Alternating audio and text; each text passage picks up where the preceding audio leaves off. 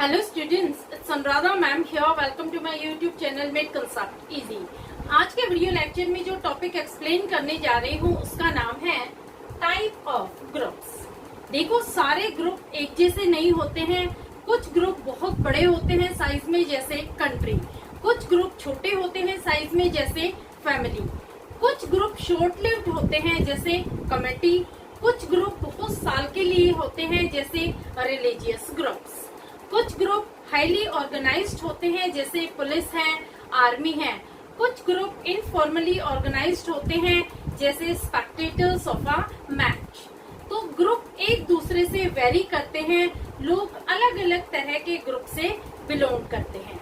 तो आज के वीडियो लेक्चर में मैं आपको मेजर टाइप ऑफ ग्रुप्स बताऊंगी, जैसे primary versus secondary group, formal versus informal group, in group versus out group. तो पूरा वीडियो लेक्चर कंसंट्रेशन के साथ देखना, क्योंकि लास्ट में मैं आपको एक्सपेरिमेंट भी बताऊंगी। देखो, जो लोग इन ग्रुप के मेंबर्स होते हैं एक दूसरे को जानते भी नहीं होते हैं, फिर भी उनका बिहेवियर कैसे प्रेजुडिस्ड होता है, कैसे वो बायस्ड होते हैं, ये एक एक्सपेरिमेंट के थ्रू प्रूव किया गया था। तो वो एक्सपेरिमेंट भी मैं आपको लास्ट में एक्सप्लेन करूंगी। तो देखो, सबसे पहले हम लेते हैं first group, that is primary group versus secondary group. देखो, प्राइमरी ग्रुप क्या होता है? It is pre existing group. We do not join voluntarily, for example family, caste and religion.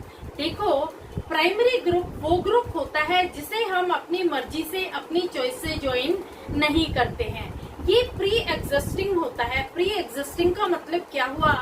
We take birth in this group. ये हमारे birth से पहले ही already existed होता है। हम तो सिर्फ इस ग्रुप के एक पार्ट बनते हैं। तो इस ग्रुप को हम कहते हैं प्राइमरी ग्रुप। जैसे फैमिली है, कास्ट है, रिलीजन है, उसे हम अपनी चॉइस से डिसाइड नहीं कर सकते हैं, क्योंकि we are born in it. हम उसमें जन्म लेते हैं और ये ऑलरेडी एग्जिस्टेड होते हैं, तो उसे हम कहते हैं primary group. Second point is it involve face to face interaction, physical proximity and warm emotional bonding. देखो, जो फैमिली ग्रुप होता है, जो प्राइमरी ग्रुप होता है, उसमें फेस टू फेस इंटरेक्शन होता है। इसका मतलब क्या हुआ? सारे फैमिली मेंबर्स आपस में बातचीत करते हैं, अपने इमोशन शेयर करते हैं, अपनी फीलिंग्स शेयर करते हैं, अपने व्यूज डिस्कस करते हैं। तो यहाँ पर क्या होता है? आपस में बातचीत होती है। दूसरा है फिजिकल प्रॉक्सिमिटी। प्रॉक्सिमिटी का मतलब होता है नियरनेस। सारे लोग एक दूसरे के साथ फिजिकली नियरनेस में रहते हैं, यानी सब आसपास रहते हैं। सारे फैमिली मेंबर्स एक साथ मिलकर एक ही छत के नीचे रहते हैं। Next point is warm emotional bonding. देखो, यहाँ पर एक दूसरे के साथ अटैचमेंट होता है। जो रिलेशनशिप है वो वार्म रिलेशनशिप है, और यहाँ पर बॉन्डिंग डेवलप होती है, क्योंकि देखो, बाय बर्थ हम एक दूसरे को जानते हैं। यहाँ जो हमारी रिलेशनशिप है वो बाय बर्थ है। तो फिजिकल प्रॉक्सिमिटी की वजह से एक दूसरे से अटैचमेंट हो जाता है, बॉन्डिंग हो जाती है, और वार्म रिलेशनशिप डेवलप हो जाती है। Next point is central to life, that is value and ideals are developed in early stages of childhood. देखो, जो प्राइमरी ग्रुप होते हैं वो मेजर रोल प्ले करते हैं हमारे आइडियल्स डेवलप करने में, हमारी वैल्यूज डेवलप करने में, इन अर्ली स्टेजेस ऑफ डेवलपमेंट। जब बच्चा छोटा होता है उसी समय उस बच्चे में वैल्यूज डेवलप की जाती है फैमिली के द्वारा। जब बच्चे की अर्ली स्टेजेस होती है डेवलपमेंट की, तभी फैमिली इनकलकेट करती है मॉरल वैल्यूज और आइडियल्स। वो एटिकेट्स डेवलप करती है, बच्चे को राइट पाथ दिखाती है, राइट डायरेक्शन दिखाती है, जिसे फॉलो करते हुए उसे आगे चल के सक्सेस अचीव करना है। Last point is leaving it is not easy as do not join by choice. देखो, फैमिली को हम अपनी मर्जी से ज्वाइन नहीं करते, तो इसी तरह फैमिली को लीव करना भी मुश्किल है, इम्पॉसिबल है। इसे हम अपनी मर्जी से ज्वाइन नहीं कर सकते, ये बाय बर्थ ज्वाइन होता है। तो इसी तरह फैमिली को हम छोड़ भी नहीं सकते। लिविंग भी बहुत डिफिकल्ट है और मोस्ट प्रोबेबली ये इम्पॉसिबल है। आप कभी भी ये नहीं कह सकते कि मैं इस फैमिली का नहीं हूँ, अब मैं इस फैमिली से बिलोंग करता हूँ। आप कभी भी अपनी फैमिली, अपनी कास्ट, अपने रिलीजन को नहीं छोड़ सकते। तो ये पॉइंट बहुत इम्पोर्टेंट है। Living is not easy. Primary group को हम लीव नहीं कर सकते। समझ आए चारों पॉइंट आपको प्राइमरी ग्रुप के। अब हम आते हैं सेकेंडरी ग्रुप में। सेकेंडरी ग्रुप का पहला पॉइंट आता है, this is a voluntary group. For example political party, for example tuition centres. देखो, जिस ग्रुप को आप अपनी मर्जी से ज्वाइन करते हैं, वॉलंटरीली ज्वाइन करते हैं, जैसे आप किसी पॉलिटिकल पार्टी को ज्वाइन करना चाहते हैं, आप आपके मेंबर बनना चाहते हैं, कांग्रेस को ज्वाइन करना चाहते हैं, बीजेपी को ज्वाइन करना चाहते हैं, ये आपकी अपनी इच्छा है, आपकी अपनी मर्जी है। तो जब आप अपनी मर्जी से ज्वाइन करते हैं जिस ग्रुप को, जिस पार्टी को, उसे हम कहते हैं सेकेंडरी ग्रुप। दूसरा पॉइंट आ जाता है, there is less physical proximity due to formality. देखो, जो सेकेंडरी ग्रुप होता है इसमें बहुत ज्यादा फॉर्मेलिटीज होती हैं, बहुत सारे रूल्स रेगुलेशंस होते हैं। यहाँ पर फिजिकल प्रॉक्सिमिटी नहीं होती। लोग जरूरी नहीं है आसपास हो, जैसे फैमिली में क्या होता है कि सारे मेंबर एक छत के नीचे रहते हैं। यहाँ लोग दूर रहते हुए भी उस ग्रुप के मेंबर्स बन जाते हैं, जिसे हम कहते हैं सेकेंडरी ग्रुप। यहाँ फेस टू फेस इंटरेक्शन नहीं होता। आपस में लोग जरूरी नहीं है कि आमने सामने बैठ के बातचीत करें। लोग दूर रहते हुए भी इस ग्रुप के मेंबर कंसिडर किए जाते हैं। Next point is, it is more impersonal and less emotional bonding. देखो, ये जो ग्रुप है ये मोर इम्पर्सनल है, यानी यहाँ पर कोई पर्सनल रिलेशनशिप्स नहीं होते हैं। यहाँ पर हम ग्रुप के मेंबर तो होते हैं लेकिन हमारे कोई पर्सनल रिलेशंस नहीं होते। दूसरा पॉइंट आता है लेस इमोशनल बॉन्डिंग, यानी यहाँ पर किसी का किसी के साथ कोई अटैचमेंट नहीं होता, कोई वार्म रिलेशनशिप नहीं होती, कोई बॉन्डिंग नहीं होती। जो जब चाहे इस ग्रुप को छोड़ सकता है, किसी के साथ किसी का कोई अटैचमेंट नहीं होता। Next point is, it is easy to leave the group as joined by our choice. देखो, जब हम सेकेंडरी ग्रुप को अपनी मर्जी से ज्वाइन करते हैं, वॉलंटरीली ज्वाइन करते हैं, तो हम अपनी मर्जी से एज पर आवर डिजायर हम इस ग्रुप को लीव कर सकते हैं और दूसरे ग्रुप को हम ज्वाइन कर सकते हैं। यहाँ पर हमारे ऊपर किसी तरह की कोई बॉन्डिंग नहीं है, कोई रेस्ट्रिक्शंस नहीं है। जैसे प्राइमरी ग्रुप में क्या है, हमारा इमोशनल अटैचमेंट बहुत ज्यादा होता है। हम बाय बर्थ उस ग्रुप से बिलोंग करते हैं, तो उस ग्रुप को हम छोड़ नहीं सकते। सेकेंडरी ग्रुप को हम अपनी मर्जी से जब चाहे तब छोड़ सकते हैं। तो समझ आ गए आपको प्राइमरी और सेकेंडरी ग्रुप में क्या डिस्टिंक्शन होता है। अब मैं आपको बता रही हूँ formal group versus informal group. देखो, फॉर्मल ग्रुप वो ग्रुप होता है जो एक स्पेशल पर्पस के लिए एस्टेब्लिश किया जाता है, जो एक ऑब्जेक्टिव को अचीव करने के लिए एस्टेब्लिश किया जाता है। इसमें क्या होते हैं, रूल्स और रेगुलेशंस होते हैं। स्ट्रिक्टली हमें उन रूल्स और रेगुलेशंस को फॉलो करना होता है।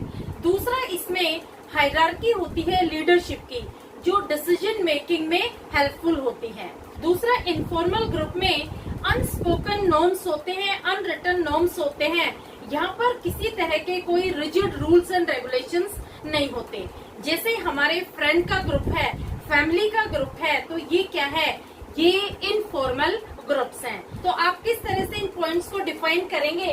देखो, पहला पॉइंट आता है, formal group has rigidly stated rules and functions assigned to each member. For example, office structure. देखो, जैसे ऑफिस का स्ट्रक्चर बनाया जाता है, हर मेंबर को एक रोल असाइन किया जाता है, उसके अलग अलग फंक्शन होते हैं। जैसे जो मैनेजर है उसका अलग रोल है, जो रिसेप्शनिस्ट है उसका अलग रोल है, जो स्टाफ मेंबर्स हैं उनके अलग रोल है। तो हर मेंबर को अलग रोल असाइन किया जाता है, उनके अलग अलग फंक्शंस होते हैं, उसकी तरह से ही उन्हें एक्ट करना होता है। ये होता है फॉर्मल ग्रुप। तो फॉर्मल ग्रुप में आपको ये लिखना है कि यहाँ rigidly stated roles and functions होते हैं, यानी किसी तरह की यहाँ फ्लेक्सिबिलिटी नहीं होती। जो रोल्स एंड फंक्शंस डिजाइन किए जाते हैं वो रिजिड होते हैं, बहुत ज्यादा फिक्स होते हैं, और उन्हीं रूल्स के अकॉर्डिंग हर मेंबर को एक्ट करना होता है, हर मेंबर को अपना रोल परफॉर्म करना होता है। दूसरा पॉइंट आ जाएगा, there are specific rules, laws and leadership hierarchy. देखो, जो फॉर्मल ग्रुप होते हैं इसमें rules and regulation strictly defined होते हैं जो हर मेंबर को फॉलो करने होते हैं। इसमें क्या होता है, लीडरशिप की हायरार्की होती है। इसमें 3 लेवल मैनेजमेंट होता है, पहले टॉप लेवल, फिर मिडिल लेवल, फिर लोअर लेवल। तो जो टॉप लेवल होता है वो सुप्रीम पावर मानी जाती है डिसीजन मेकिंग की।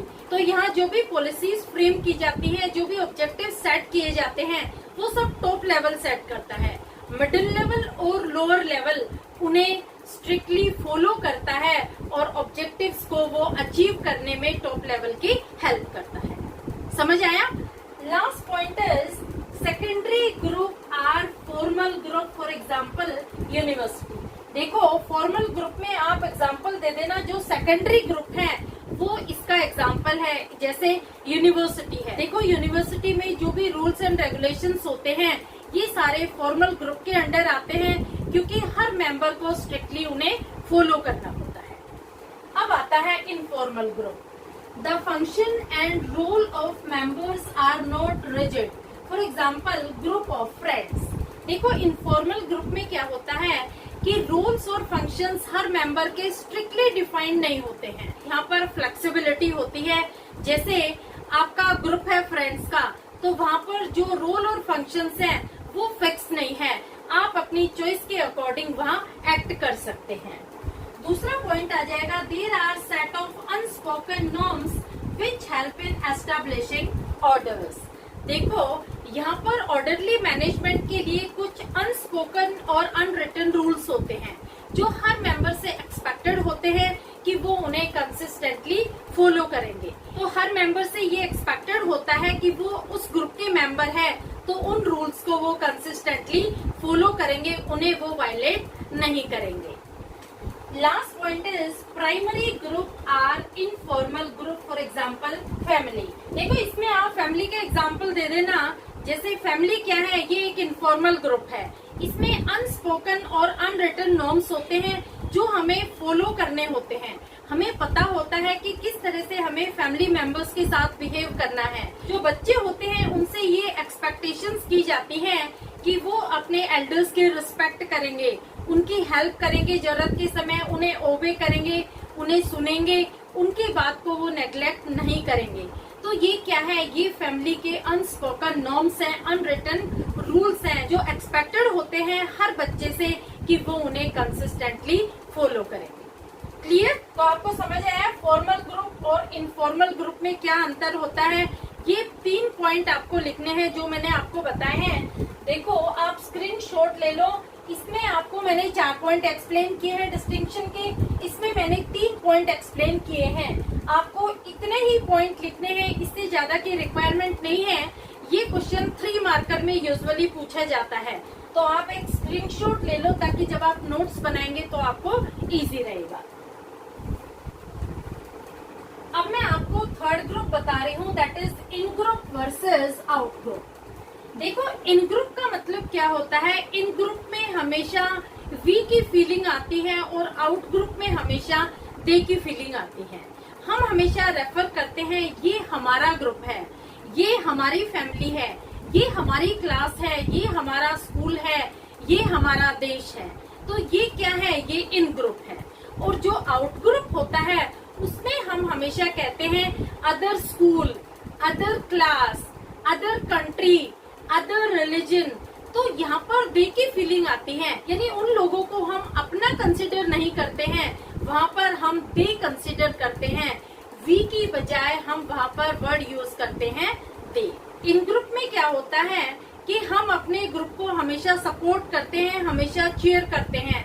और जो दूसरा ग्रुप होता है, जो आउट ग्रुप होता है, उसके मेंबर्स को हम हमेशा नेग्लेक्ट करते हैं। तो कैसे हम डिफाइन करेंगे इन ग्रुप को? It refers to we group. देखो यहाँ पर जो मेन पॉइंट है ये है वी। यहाँ पर जो हमारी फीलिंग होती है वो होती है वी ग्रुप की, कि ये हमारा ग्रुप है। इसमें हम कैसे लिखते हैं, जैसे our class, our school, our friend, our country. तो यहाँ पर वी फीलिंग होती है, जहाँ वी फीलिंग होती है उसे कंसिडर किया जाता है इन ग्रुप।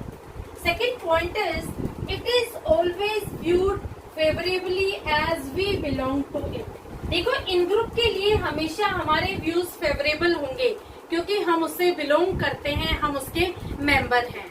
उसके लिए हमारा पॉजिटिव परसेप्शन होगा, पॉजिटिव एटीट्यूड होगा, पॉजिटिव आउटलुक होगा, क्योंकि वो हमारा ग्रुप है, हम उस ग्रुप के मेंबर हैं। और इसका अपोजिट हो जाता है आउट ग्रुप। आउट ग्रुप में क्या होता है? It refers to they group. For example, other classes, other schools, other country. देखो, यहाँ जो मेन फीलिंग आती है वो है दे ग्रुप। ये उनका ग्रुप है, यानी ये हमारा ग्रुप नहीं है। इसे हम अपना कंसिडर नहीं कर रहे, हम कह रहे हैं ये उनका ग्रुप है। तो यहाँ पर जो दे वर्ड आ गया, इससे हमारी आउट ग्रुप की फीलिंग डेवलप हो जाती है। जैसे अदर क्लासेस, हम कहते हैं दूसरी जो क्लासेस हैं ये हमारी क्लास नहीं है, अदर क्लासेस हैं, अदर स्कूल है, अदर कंट्री है। तो यहाँ हमारी दे की फीलिंग डेवलप हो जाती है, उसे हम कहते हैं out group. Second point is it is viewed unfavourably, we are always biased and prejudiced. देखो, जो आउट ग्रुप होता है उसके लिए हमारा परसेप्शन हमेशा नेगेटिव होता है। हम हमेशा बायस्ड होते हैं, प्रेजुडिस्ड होते हैं, हमारे जो व्यूज होते हैं वो अनफेवरेबल होते हैं। हम यहाँ पर पार्शियलिटी शो करते हैं क्योंकि उन लोगों को हम अपना कंसिडर नहीं करते। हम हमेशा कहते हैं ये दूसरा ग्रुप है, ये दूसरे ग्रुप के लोग हैं, ये हमारे नहीं हैं। ये दूसरे रिलीजन के लोग हैं, ये दूसरी कास्ट के लोग हैं, दूसरी कंट्री के लोग हैं, ये हमारे नहीं हैं। तो जहाँ पर इस तरह की वर्डिंग आ जाती है, इस तरह का एटीट्यूड आ जाता है, इस तरह का परसेप्शन आ जाता है, तो वहाँ पर प्रेजुडिस्ड और बायसनेस डेवलप हो जाती है। इसे हम कहते हैं आउट ग्रुप। क्लियर? अब देखो, इन ग्रुप और आउट ग्रुप के डिफरेंस को समझने के लिए ताजफेल्स और उसके कलीग ने एक एक्सपेरिमेंट किया। इस एक्सपेरिमेंट को बहुत ध्यान से समझना तो आपको समझ आएगा कि किस तरह से इन ग्रुप और आउट ग्रुप में हम डिफरेंस करते हैं, किस तरह से हम बायस्ड होते हैं, कैसे हम प्रेजुडिस्ड होते हैं। देखो, ताजफेल्स का एक्सपेरिमेंट जो है ये ब्रिटिश स्कूल के बच्चों पर किया गया। जो ब्रिटिश स्कूल के बॉयज थे उन्हें दो पेंटिंग दिखाई गई। पेंटिंग के बेस पर उनके दो ग्रुप बनाए गए, यानी दो आर्टिस्ट की पेंटिंग उन बच्चों के सामने प्रेजेंट की गई। जिन बच्चों को जो पेंटिंग पसंद आ रही थी वो उस ग्रुप के मेंबर्स बन रहे थे। तो देखो, British school boys expressed their preferences for painting by two artist. एक आर्टिस्ट था कैडेंस्की और दूसरा था क्ली। देखो, दो आर्टिस्ट थे, पहला आर्टिस्ट था कैडेंस्की और दूसरा था क्ली। इन दोनों आर्टिस्टों की पेंटिंग बच्चों को दिखाई गई और उस पेंटिंग के बेस पर बच्चों के ग्रुप बनाए गए। जिस बच्चे को जिस आर्टिस्ट की पेंटिंग अच्छी लग रही थी वो उस ग्रुप का मेंबर बन रहा था। देखो, जो बच्चे थे उन्हें आर्टिस्ट की प्रीवियस हिस्ट्री के बारे में कुछ पता नहीं था, उन्हें पता भी नहीं था कि ये कौन आर्टिस्ट है, किस तरह की पेंटिंग बनाते हैं। वो सिर्फ पेंटिंग को पसंद कर रहे थे और ग्रुप के मेंबर बन रहे थे। तो देखो, इन बच्चों को बाद में दो ग्रुप में डिवाइड कर दिया गया। जिस बच्चे ने जिस पेंटिंग को पसंद किया उसको उसी ग्रुप का मेंबर बना दिया। अब देखो, बच्चों को क्या बोला गया कि हम आपको कुछ पैसे देंगे और आपको दोनों ग्रुप में उन पैसों को डिस्ट्रीब्यूट करना है। तो देखो, किस तरह से बच्चे उन पैसों को डिस्ट्रीब्यूट करते हैं ये दिखाया गया है सैंपल डिस्ट्रीब्यूशन मैट्रिक्स में। तो जो इन ग्रुप के बच्चे थे और आउट ग्रुप के बच्चे थे, इनमें डिस्ट्रीब्यूशन होना था पैसों का। तो बच्चों को बोला गया कि देखो, आप किस रेशियो में पैसों को डिवाइड करेंगे। क्या आप इन ग्रुप को सपोज 7 रुपए देंगे और आउट ग्रुप को 1 रुपए देंगे, यानी 7:1 के रेशियो में डिवाइड करेंगे, या फिर 8:3 के रेशियो में डिवाइड करेंगे, या फिर 9:5 के रेशियो में डिवाइड करेंगे। तो इस तरह से किस रेशियो में आप पैसे को डिस्ट्रीब्यूट करेंगे, यानी जो अपने ग्रुप के मेंबर हैं, सपोज उन्हें तो आप 7 रुपए दे रहे हैं और जो आउट ग्रुप के मेंबर हैं उन्हें आप 1 रुपए दे रहे हैं। तो क्या आप ऐसे पैसे का डिस्ट्रीब्यूशन करेंगे, या फिर अपने ग्रुप वालों को आप 8 रुपए दे रहे हैं, आउट ग्रुप वालों को आप 3 रुपए दे रहे हैं, क्या ऐसे डिस्ट्रीब्यूट करेंगे, या आप इक्वल डिस्ट्रीब्यूशन करेंगे, यानी 13 रुपीज आप अपने ग्रुप के मेंबर्स को दे रहे हैं, 13 ही आउट ग्रुप को, या फिर आप अपने ग्रुप मेंबर्स को 15 देंगे और आउट ग्रुप मेंबर्स को 17 देंगे, यानी इन ग्रुप को आप कम दे रहे हो और आउट ग्रुप को ज्यादा। तो यहाँ पर देखो बच्चों को 3 ऑप्शन दिए गए। पहला ऑप्शन क्या था कि इन ग्रुप को ज्यादा पैसे देंगे, आउट ग्रुप को कम। दूसरा ऑप्शन था इक्वल डिस्ट्रीब्यूशन करेंगे। तीसरा ऑप्शन था कि इन ग्रुप को कम पैसे देंगे और आउट ग्रुप को ज्यादा। तो कौन से ऑप्शन को आप चूज करेंगे? तो देखो बच्चों ने जो ऑप्शन चूज किया वो था 7:1। यहाँ पर मैक्सिमम डिफरेंस है।